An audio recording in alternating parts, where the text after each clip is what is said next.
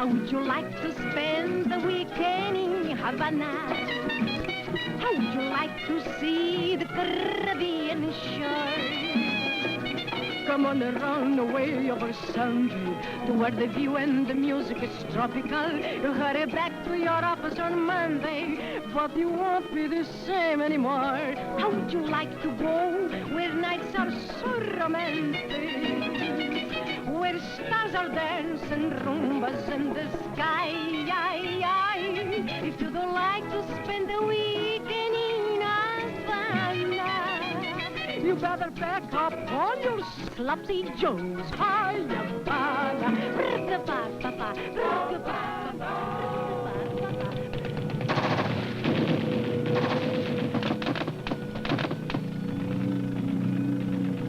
Latin America.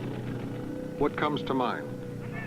The image of a lush tropical paradise, or poverty, violence, and tyranny?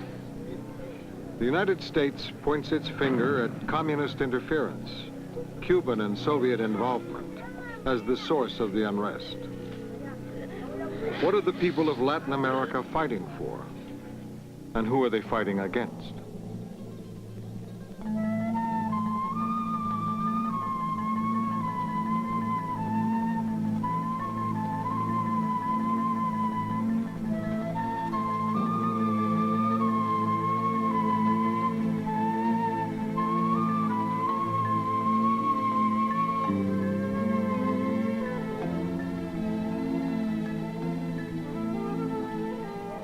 In all of Central America, there's been a long history of economic inequality. There have been the majority of the people who've had very little, and the small minority having the control politically, economically, and so on. I think you're seeing a history now where people simply are becoming aware of that fact, want to change that fact, and feel that they deserve to have certain basic political, economics, and social rights. Nicaragua.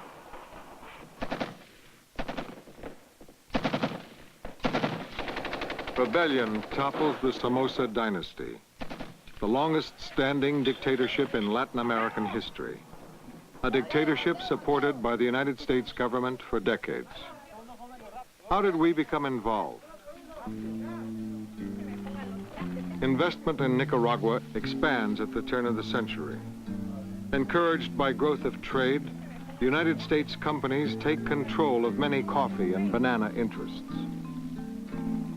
1926, strikes on U.S.-owned plantations. Marines land to keep order. Augusto Sandino vows to free Nicaragua from foreign domination. Undefeated after 7 years, he refuses to lay down arms until the last Marine is withdrawn. Upon leaving, our forces train and arm a National Guard under ANASTASIO Somoza. Sandino is assassinated. Somoza establishes 50 years of dictatorship, passed from father to son. For a long time, of course, American officials were quite pleased with Somoza.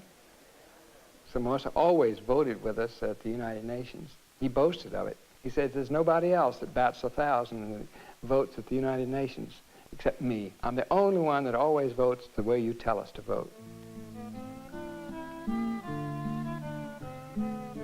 But for his own people, Somoza does little. Half of Nicaragua's children die before the age of 5. A vast majority bitterly impoverished, while the Somoza family controls 60% of industry, more than half of the country's farmland. The National Guard keeps the dynasty in power. The repressive measures, I gather, had finally reached a point where just about everybody in Nicaragua was opposing them. He had looted the treasury, and I forget the exact percentage of land that the Somoza family controlled in Nicaragua, but it was obscene. There's just no other way to describe it. Nicaraguans pay a high price for their freedom. After 2 years of active fighting, the country is devastated. 40,000 dead. But the jubilant victors celebrate their freedom from dictatorship. Washington cuts off aid to the new government. denouncing what we call Cuban influences. Hay algunos que parece que entenderían mejor si nosotros dijéramos, esta revolución es como la revolución cubana. Estamos haciendo otra Cuba, pero no es así. Estamos haciendo una Nicaragua. Esta revolución es nicaragüense. Nicaragua is reconstructing an economy devastated by 40 years of SOMOZismo with the help of many people, many nations from many quarters, from many ideological signs. So, no, it has not become a Russian colony. It has not been seized by the Russians. It has been seized by the Nicaraguenses, who are opened to cooperation with many nations in the world from many, many different ideological directions. Bueno, uniríamos a esta palabra,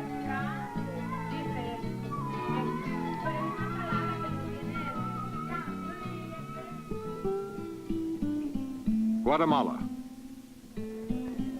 the Banana Republic, a major exporter of bananas, coffee, sugar. More than half of its citizens are Indian. More than 80% of them suffer from malnutrition.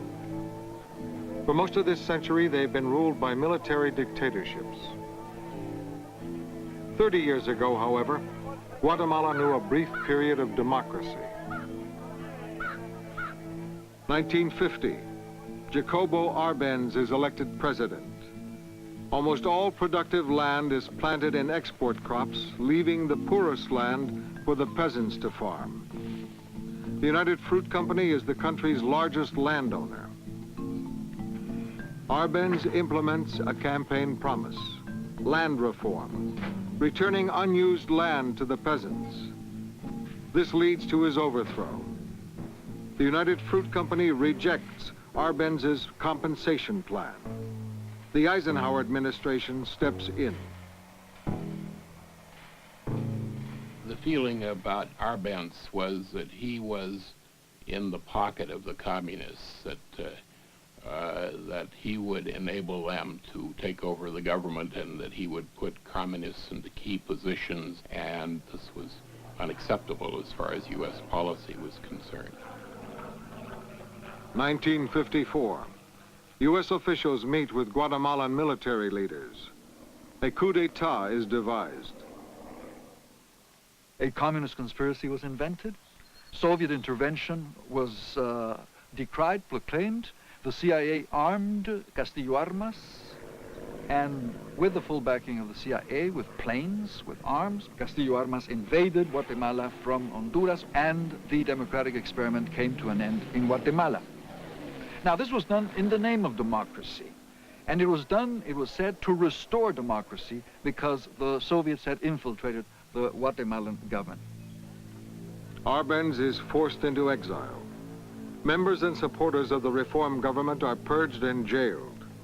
Peasants executed as alleged communist sympathizers.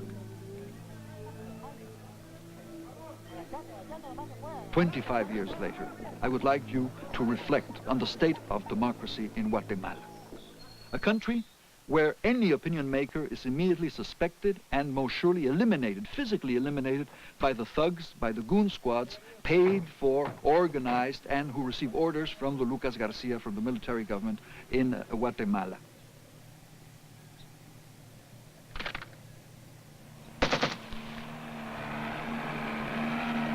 The regime of General Lucas Garcia, considered by Amnesty International one of the most repressive in the world. Government policies support a small, wealthy class, while poverty is widespread. Most of these people would like to see a better distribution of wealth. However, when we stop and analyze Guatemala, we must remember that there is greater poverty than there is wealth. If we were to distribute anything at this point in time, we would be distributing poverty. Guatemala is Central America's richest country. Oil was recently discovered off its shores. But resource development forces Indians into the cities where they live like refugees. Jobs are virtually non-existent. Calls for reform are branded opposition to the government. And opposition is dangerous. Citizens become victims of massacres by death squads and by the armed forces. Nevertheless, the Reagan administration has stepped up military aid to Guatemala.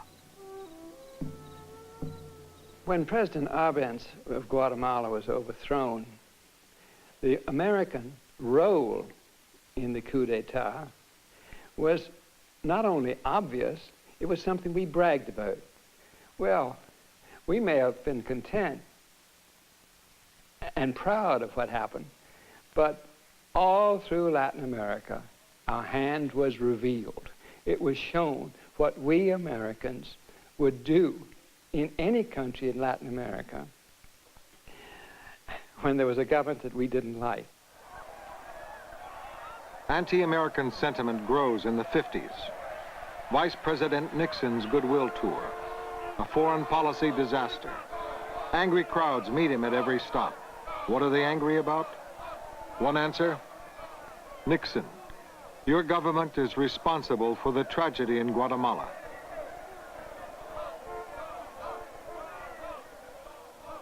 The United States has intervened with military forces 12 times in Latin America in this century. Many of these invasions were led by Brigadier General Smedley Butler.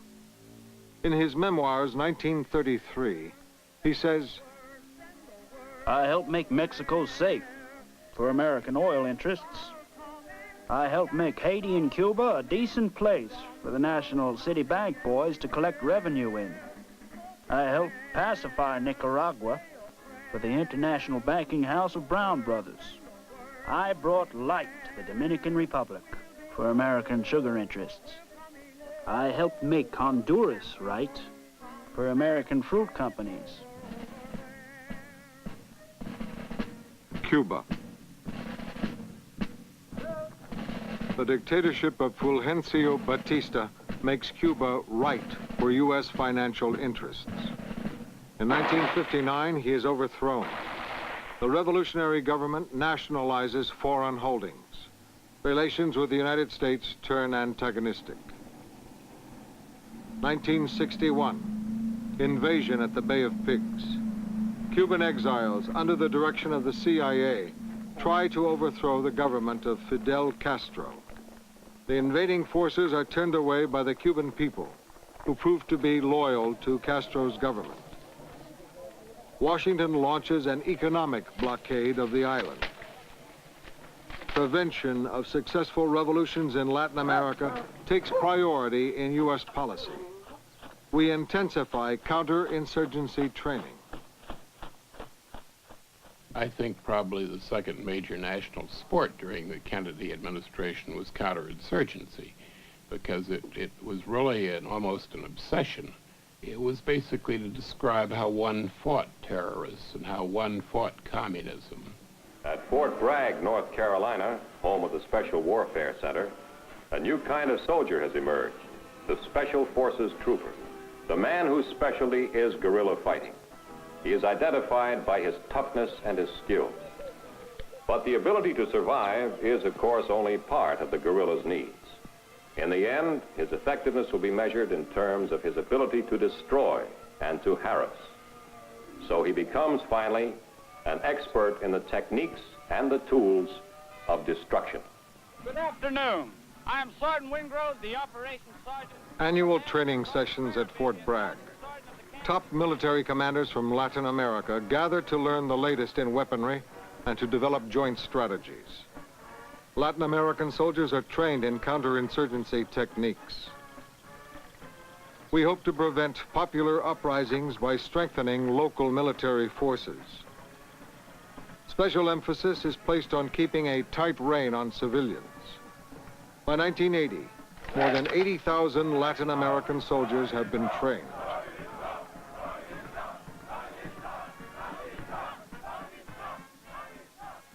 The Dominican Republic. The dictatorship of Rafael Trujillo, widely hated by the people, is kept in power by the strong arm of the military. In 1961, Trujillo is assassinated. For the first time in 30 years, the people of the Dominican Republic are breathing the sweet air of liberty, and 100,000... The people demand a democratic government. Juan Bosch is elected president. Acababa prácticamente de desaparecer la dictadura de Rafael Leónidas Trujillo. El mío fue el primer gobierno elegido en la República Dominicana en 38 años. Bosch is overthrown by a military coup. Loyal army forces try to re-establish the legal government. The United States lands 23,000 Marines, fearing what we call the potential for a communist takeover. The American nation cannot, must not, and will not permit the establishment of another communist government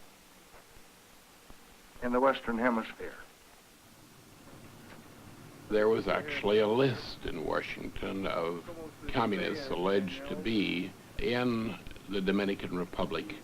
And there was and still is great controversy as to how many of these communists were actually there and how many of them were actually communists. Chile, 1970. Salvador Allende, a socialist, is elected president. Chile has enjoyed uninterrupted democracy since the turn of the century.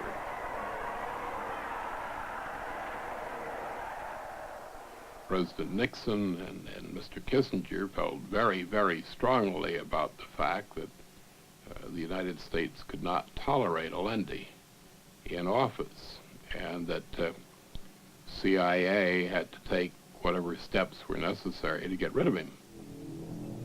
The CIA, U.S. corporate leaders, and the Chilean military joined forces. General Augusto Pinochet leads the coup d'etat against Allende.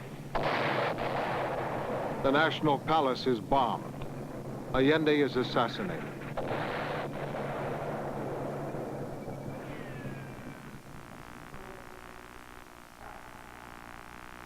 La Junta mantendrá el poder judicial y la asesoría de la Contraloría. Las cámaras quedarán en receso hasta nueva orden. Eso es todo. Allende was a man with considerable merit, but and also he had views that differed from ours. We would have preferred to see someone else running Chile, but it's up to the Chileans to decide. And if the Chileans wanted Allende, they should have Allende. And the question is what the Chileans wanted, not what Uncle Sam, not what the United States wanted. We start a democratic process, such as the one that took place in Guatemala in the 40s and 50s, such as the one that took place in Chile in the 70s. And it is promptly destroyed, promptly intervened, and promptly corrupted by the same people who create the illusion that Latin Americans are incapable of governing themselves. If there has ever been a catch-22 in history, it is this one, Mr. Benz. In 1950, 17% of the people of Latin America lived under military dictatorships. 30 years later, in 1980, 56% are ruled by military regimes. It was a shocking thing to read about a military overthrow in a country of Latin America and realize that the tanks that carried out the coup d'etat are American tanks, that the officers who command them are trained by Americans, and occasionally that they're men who have been trained in our military schools in this country. We have done a disservice to the peoples of Latin America in putting this emphasis upon military training. It has not increased our security. It has not strengthened us vis-a-vis the Soviet Union because we have very few, there are very few countries in Latin America now where the people are really on our side. El Salvador.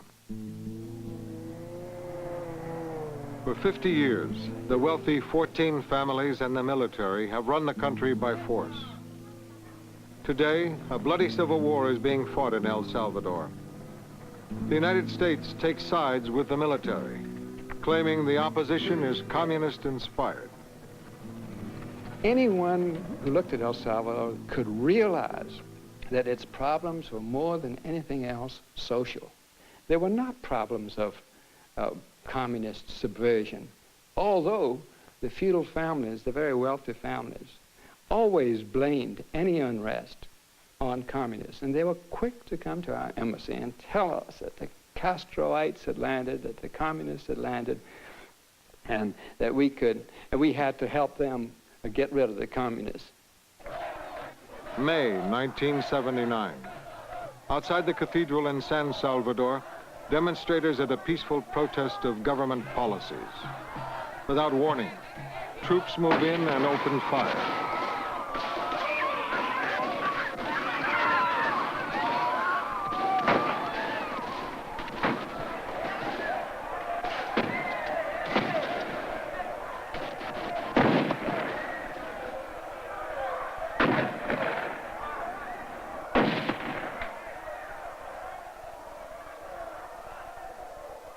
The massacre, the first of many, leads to unification of the opposition. The Democratic Revolutionary Front is a coalition of establishment figures, students, and peasants. Enrique Alvarez, a popular and well-respected landowner, becomes their leader. Y sabemos que todas las organizaciones más fuertes de este país y las que tienen mucho más afiliados pues son ilegales y ellos las califican como organizaciones terroristas, organizaciones que no, según ellos, no están luchando por el bien de su gente. The leaders of the true opposition, the leaders of the Frente Democrático Revolucionario, the FDR, who, believing in the word of Napoleon Duarte, of the civilians in the junta, came back last October to El Salvador. During their first meeting, they were surrounded by death squads and murdered, every single one of them. Álvarez Córdoba, all the civilian directorship of the Democratic opposition, as Archbishop Oscar Romero was murdered, as Father Rutilio Grande was murdered. My friend Enrique Alvarez, who was murdered, tortured and murdered, who was seized when he went back for conversations about the future of the country, was an outstanding person because he was a member of the 14 families himself. But as a member of the 14 families, he was appalled by the conditions in which people lived. Enrique Alvarez was ready to sacrifice everything, and in the end, he did give his life. Guillermo Ungo, a lawyer, replaces Alvarez. He calls for negotiations. For us, it's important to get to reach an agreement, but with the right people, with the right sectors. That is, the people who really want democracy, not the people who talks about democracy as Somoza talked, as these military governments we have talked for 50 years and have given just the opposite of democracy. 1981. The junta rules by martial law. After the 11 o'clock curfew, the sound of military trucks is heard. In the morning, bodies remain as a warning to those who oppose the government.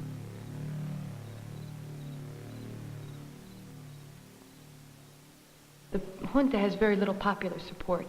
The church has made that clear over and over again in El Salvador. What has happened is that it's moved increasingly to the right, and therefore it's begun to get more and more support from the more right-wing elements and the more, I would say, violent right wing in El Salvador.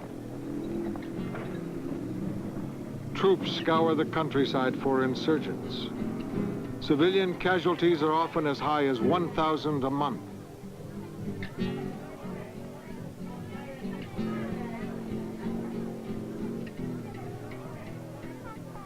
Anyone suspected of providing food or shelter to revolutionaries is arrested. Their thumbs are tied behind their backs. Once they are led away, their families don't expect to see them alive again. When I came here, my own government had told me that atrocities were being committed by both sides. In talking with victims themselves, it was continually stated that it was the Army, the National Guard, and Orden. Never, never did we hear the Popular Front doing anything along those lines? Arms, supplies, and advisors are sent by Washington in support of the junta. The Reagan administration maintains that Cuba and the Soviet Union are the real forces behind the opposition. It did not take the communists in 1932 to persuade the Salvadoran peasants that they were hungry. It does not take the communists today to persuade the Salvadoran people that they are impoverished, not just poor, but impoverished by the influence of other people. For the Salvadorans are people who've been made poor by the economic and social system in which they've been living. And no communist needs to tell them that fact. This is obvious. I think the United States should have a much more liberal and far-sighted policy and understand that, first of all, these are local problems. They're not problems invented by Cuba or by the Soviet Union or by anyone. They're born from the land, they're born from the history, from the experience of Guatemala, of El Salvador, of Nicaragua. You cannot import, export revolutions. Revolutions are not tomatoes or bananas. They are grown there, and they stay there, and they obey to very local circumstances. I think frequently the United States fails to count its own blessings and realize how very fortunate we've been. We have paid a cost in blood for our freedoms. We fought a very bloody civil war, one of the bloodiest wars in history, in order to achieve certain freedoms. And we've had internal disorders which, when you tote up, add more blood to the cost that was paid. Going back to Thomas Jefferson's comments about the tree of freedom must be frequently fertilized with the blood of patriots. And by this he meant that frequently there must be this type of unrest in order to achieve the freedoms we want. But we must recognize this is true of other nations too. Life, liberty, and the pursuit of happiness. Whenever any form of government becomes destructive to these ends, it is the right of the people to alter and abolish it, and institute new government.